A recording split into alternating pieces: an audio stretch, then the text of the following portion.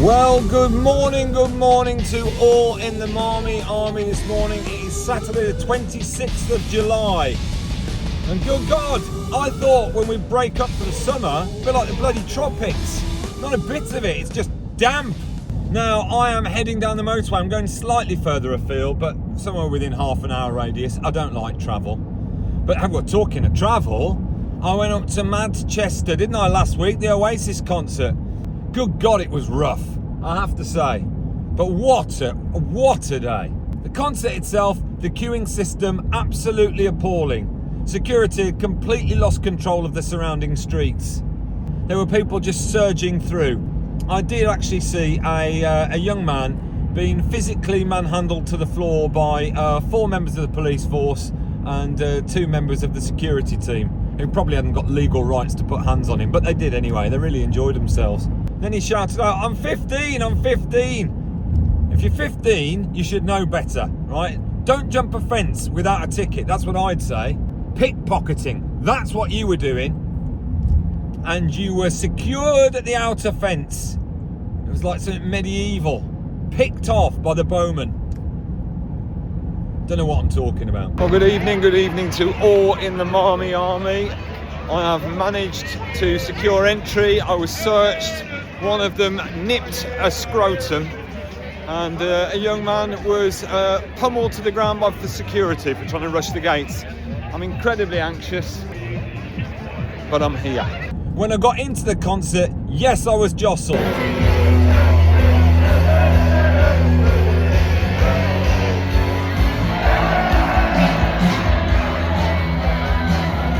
Yes, I got covered in urine. The first cup of piss.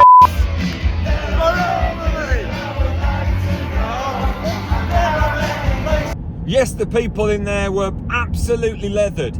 The prices, 0% alcohol beer and a bowl of chips, £18. Nearly vomited. Talking of vomiting, there were people just vomiting everywhere. We took a photograph of what I thought was slightly rough, but very friendly family, 4 people, and just stood there on the edge of my toes, watching the dad just swaying back and forth and putting bets on with my mate as to when he was going to fall over. He didn't.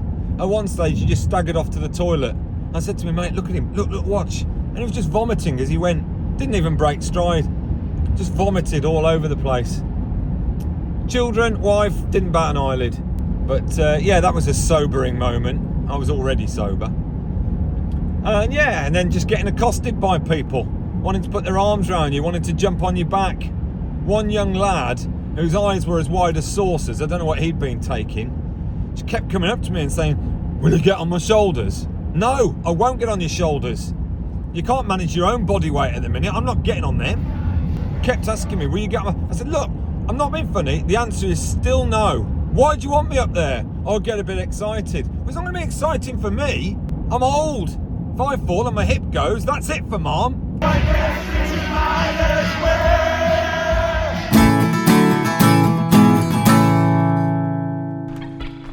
Well, here we are at Worcester Pitchcroft. Now, I have parked in a residence area, but it said no return within 3 hours. So 3 hours I think should be fine. I hope I don't get bloody clamped. I've just checked with a very lovely dog walker and she seemed to be fine with it, even though she didn't live there. Right, let's just see if I can find where Parkrun HQ is. And should be about... Hello, how you doing? Yeah, oh, there it is. Right, there's the start. There we are, look. Do you think that might be the start? I'm not too sure. So essentially, you just bomb it round here. And this racecourse, that is pretty well all there is to it. I'm actually cold. It's freezing. Lovely lady there just gave me some advice on parking. I'll tell you something, if she's tricked me, then she's dead. She's not dead. If she's tricked me, then there is pretty much nothing I'm going to do about it. But if she has tricked me, then that really is beyond the pale. I think it was her husband or partner who was picking blackberries a little bit further down the way. He was putting the stolen blackberries, because let's face it, they're public property, into what looked like a whiskey case.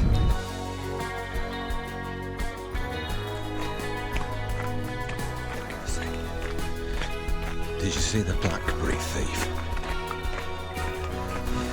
with the whiskey container? Now, the aim of the game today is I did 17.52 at Bruton last week. If I can get sub 18 today, apparently this is flat, but I've got no idea. If I can get under that today, I'll be absolutely thrilled. But it is only week 2. Here we go. We're heading into the Mecca. A load of people there. Right, might have a little warm up then. Do some strides. Way up. Right, chaps, so I've just been told, so what could be potentially the kibosh on the PB? The bark down the bottom. That'll get you marm. A Barky Surface could be the, yeah. I'm looking forward to this, gentlemen. I think it should be good. At least it's not hot, anyway. Okay, can you all make your way to the start, please? Right. There's quite a lot of announcements this morning. This is where the fast boys go. There he is, with his new rhythms on. The usual health and safety rules. There's some low branches, and if anyone's blackberry picking, there's loads down the bottom.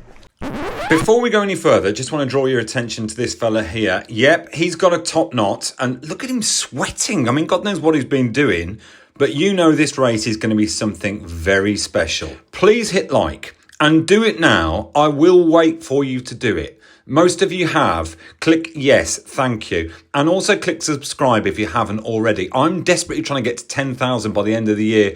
This is becoming the pipiest of pipe dreams. I wasn't expecting that. Right, no real lead into this. And look at this is carnage, right? So I'm going on the left-hand side of the path because I was told that was the correct way. You've got people just tanking it down the right. Oh, you're just cutting across now. And him, cut across him. Feel free, you might as well join in.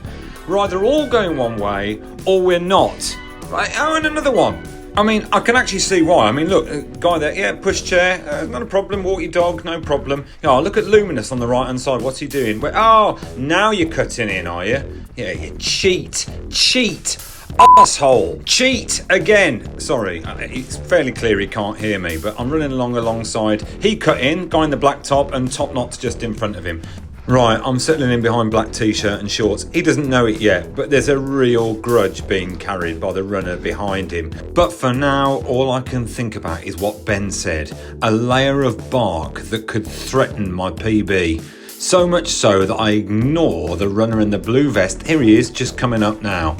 My mind is completely elsewhere. Here I go, I'm turning right, past Bollard, and I'm heading over it. Oh my God, it's spongy. It feels like all the energy has been sapped out of my legs. Oh my God, it's worse than I could possibly have anticipated. I'm over the worst, but I know that it's going to mess with my head all the way round because I've got to face it again. Now I'm just going over some rubble. I mean, call this a racetrack. This is just ridiculous. It feels like I'm just running over the remnants of where a circus has been. And over the AstroTurf now. That's bouncy. That's like, who does the groundsmanship at this bloody race course? It's appalling. Right, I've just logged onto a website called Pitchcare, and I can now reveal that the ground staff at Worcester Racecourse are led by 2 people, Duncan and Libby, ably supported by 2 seasonal staff and some race day casuals. Libby looks after the drainage and Duncan looks after the grass. For those of you who are interested, Libby has recently started using a wetting agent and Duncan has recently cut his sward back to 7.5 centimetres. For cutting the grass down, Duncan recommends using a big rigid mower with a modern rear deck and improved suction, and he's also got some ride-ons for wet conditions. Libby jokes that Duncan and I spend all of our time away from the racecourse texting each other to check on the weather. Although I'd suggest it's a fine line between texting each other about the weather and sending photographs of each other sat naked on the back of a tractor. Anyway, back to the race. I'm almost back where I started now, and you will see that in front of me is a youth who seems to be sauntering along at no pace whatsoever. I'm doing the longest overtake in history again. Can I get past him? He's just disappearing. No, he's got away again. He's clearly been fitted with a MARM radar that is serving him particularly well, but look who I have caught up. Black shorts and black shirt. Thought I'd forgotten about him. There he is, up to his old tricks again, using the right hand path, but this time have a bit of that.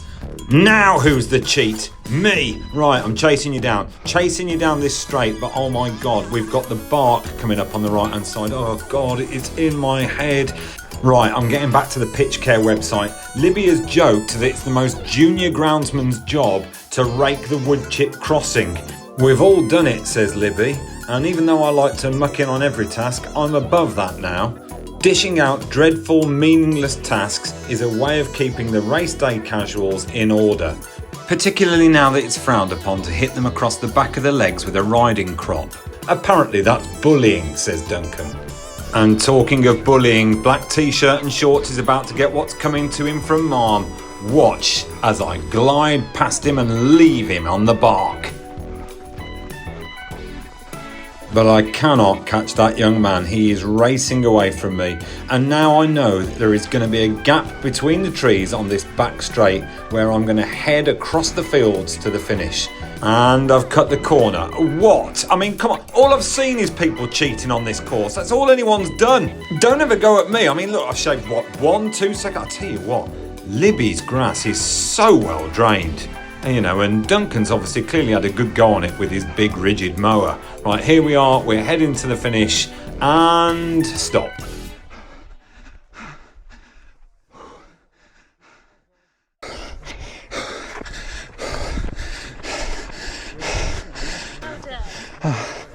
Thank you.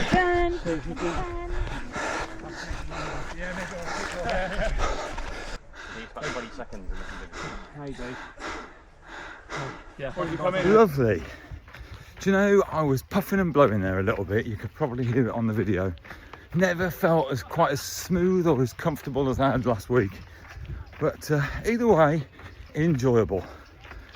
That was a bit weird though, to be honest. It was really odd because like it's pancake flat according to everybody.